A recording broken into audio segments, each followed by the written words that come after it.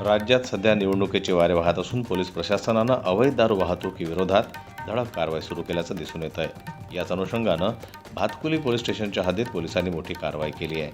गुप्तहेराकडून पोलिसांना मिळालेल्या माहितीच्या आधारे पोलिसांनी गणोजा देवी बस स्टॉप इंदापूर रोडवर नाकाबंदी केली।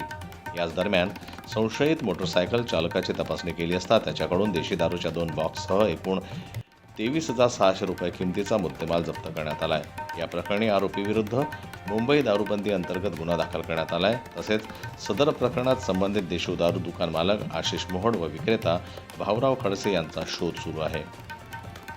जनता न्यूज करता धनराज खर्चन तसेच गजानन जिरापूर यांची रिपोर्ट, अमरावती। मराठी बातम्यांसाठी जन्मत लाईव्हला लाईक करा, सबस्क्राईब करा आणि बेल आयकॉनला दाबायला विसरू नका।